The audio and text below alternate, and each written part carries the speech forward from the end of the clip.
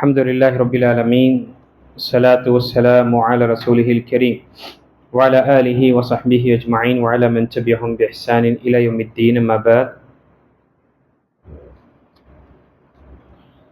وعن معاوية بن الحكم السلمي رضي الله عنه قال بينما أنا أصلي مع رسول الله صلى الله عليه وسلم إذ عطس رجل من القوم فقلت يرحمك الله فرماني القوم بأبصارهم فقلت واثقلا أميا ما شأنكم تنظرون إلي إلى آخر الحديث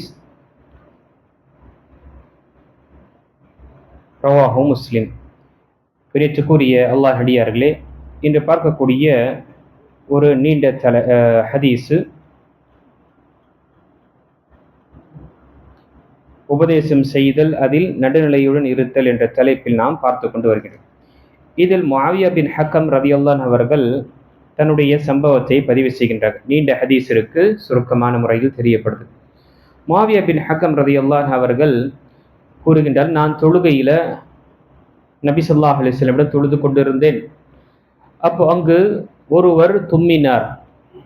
அவருக்கு தும்மல் ஏற்பட்டது, தும்மினார். அவர் தும்மியவுடனேயே அல்ஹம்துலில்லாஹ் என்று கூறினார். நான் அதற்கு யர்ஹமுக்கல்லாஹ் என்று சொன்ன உடனேயே மற்ற எல்லா சஹாபாக்களும் இருந்த எல்லா தொழுகையாலையும் என்ன பார்க்க ஆரம்பித்தார்கள். தொழுகையில ஒரு கண் பார்வை தொழுகை நிலையிலே அவர்களை பார்க்கக்கூடிய நிலை இருந்தது. அதை நான் பார்த்த உடனேயே, நீங்கள்லாம் எனக்கு ஏன் இப்படி நீங்க கூர்மையான கண்ணை கொண்டு ஏதோ ஒரு நான் தவறு செய்வது போல நீங்கள் என்னை பார்க்கின்றீர்கள் என்று அந்த சஹாபி கேட்கிறார்.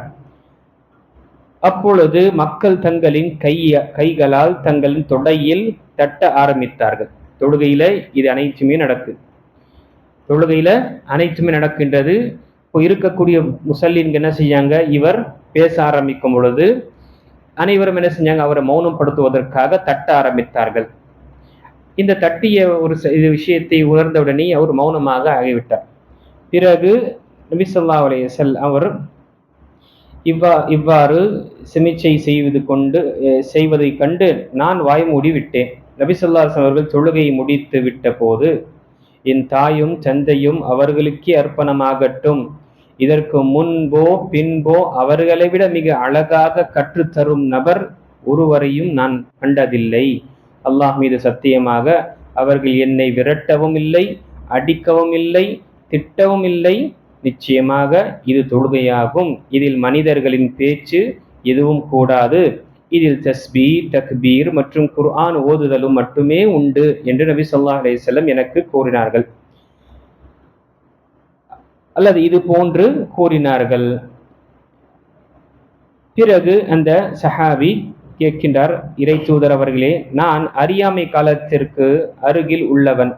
புதிதாக இஸ்லாத்தை நான் ஏற்றுக்கொண்ட இப்பொழுது அல்லாஹ் இஸ்லாமை கொண்டு வந்துவிட்டான். நம்மில் சிலர் சோதிடர்களிடம் செல்கின்றனரே என்று கூறினேன். அதற்கு அவர்களிடம் செல்லாதீர் என்று கூறினார்கள். எங்களில் சிலர் சகுனம் பார்க்கின்றார்கள் என்று கூறினேன். அதற்கு அது அவர்களில் உள்ளங்களில் அவர் அடையும் ஓர் உணர்வுதான், அவர்களுக்கு விதி எதையும் தடுத்து விடாது என்று நபி ஸல்லல்லாஹு அலைஹி வஸல்லம் கூறினார்.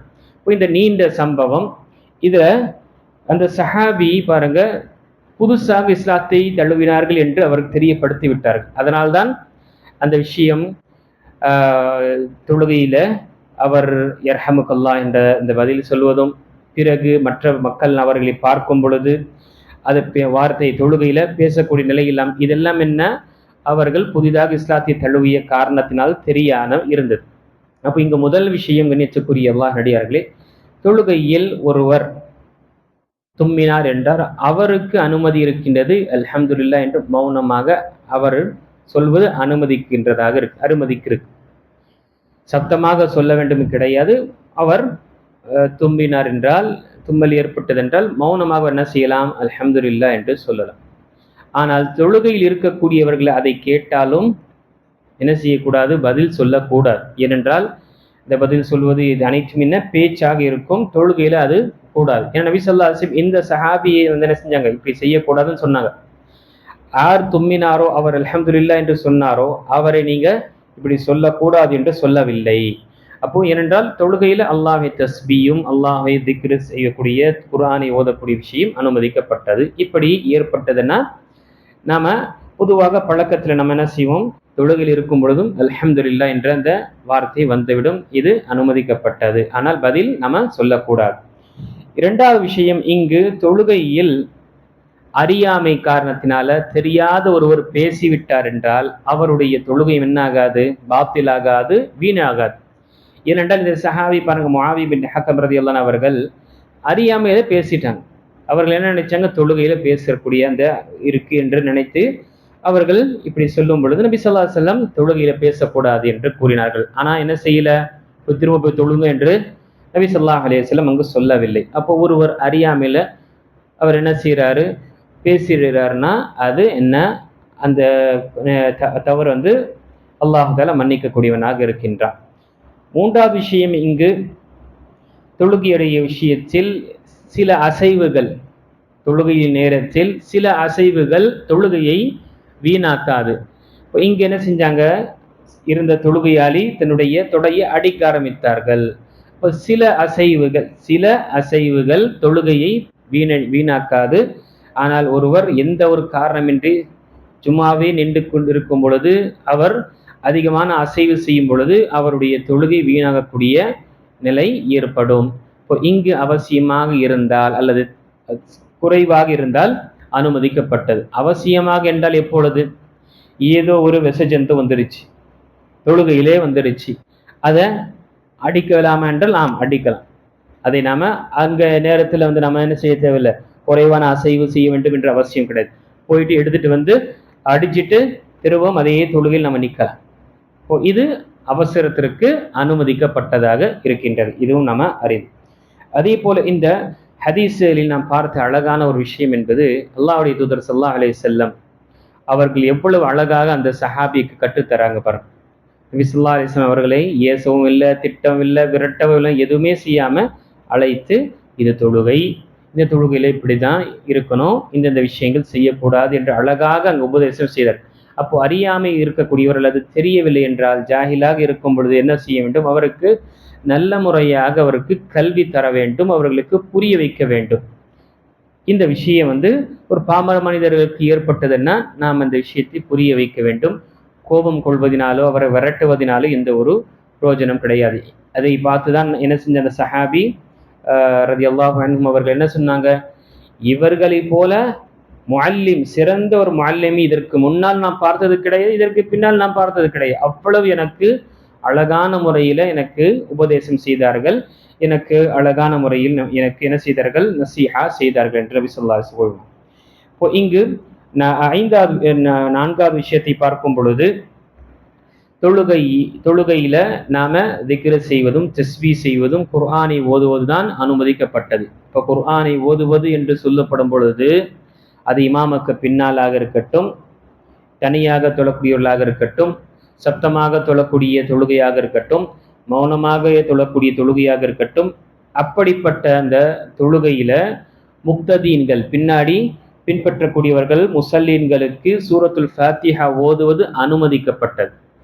இங்கு குர்ஆன் ஓதுதல் என்று சொல்லப்பட்டது. அபூதாவுதில் வரக்கூடிய தெளிவான ஹதீஸில் நபி ஸல்லல்லாஹு அலைஹி வஸல்லம் சொன்னாங்க, நீங்க பின்னாடி எனக்கு பின்னாடி நீங்க என்ன செய்யாதீங்க, சூறாக்களை நீங்க ஓதாதீங்க, சூரத்துல் ஃபாத்திஹாவை தவிர என்று தெளிவாக கூறியிருக்கின்றார். ஆக சூரத்துல் ஃபாத்திஹா ஓதுவது அவசியமானது என்று நாம் அறிந்திருக்கிறோம். அதே போல இங்கு சகுனம் பார்க்கக்கூடிய விஷயமும், அதே போல இந்த சோதிடர்கள் கை பார்த்து ராசி பலனையும் மற்ற விஷயங்களை பார்க்கக்கூடியவர்களாக இருந்தார்கள் அந்த காலத்துல.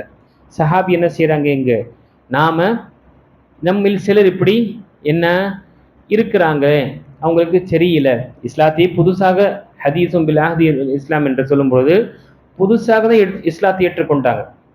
ரொம்ப ரொம்ப சுருக்கமான மிக குறுகிய நேரத்துல வந்து இஸ்லாத்தை தழுவிய பிறகு இந்த சம்பவம் ஏற்பட்டிருக்கு. அதனால தான் நம்மில் இப்படி தெரியாம இருக்கிறாங்க, அவங்க கூட்டத்திலேயோ அல்லது அவங்க யாரை பார்க்குறாங்களோ நபி ஸல்லல்லாஹு அலைஹி வஸல்லம் சொன்னாங்க, அப்படி நம்ம போகக்கூடாது, பார்க்கக்கூடாது.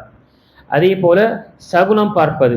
இங்கு சகுனம் என்று பார்க்கும் பொழுது நல்ல நாளா கெட்ட நாள், நல்ல நேரம் கெட்ட நேரம், பூனை கடந்துருச்சுன்னா, பல்லி சத்தம் போட்டுதுன்னா, ஆந்தை சத்தம் போட்டுடுச்சுன்னா, நாய் ஊளையிட்டதுன்னா, இப்படி என்ற நிறைய சகுனம் இருக்கு. வீட்டில் கண்ணாடி உடஞ்சிருச்சுன்னா இப்படிப்பட்ட சகுனம் எந்த ஒரு பாதிப்பும் ஏற்படுத்தாது மனிதனுக்கு.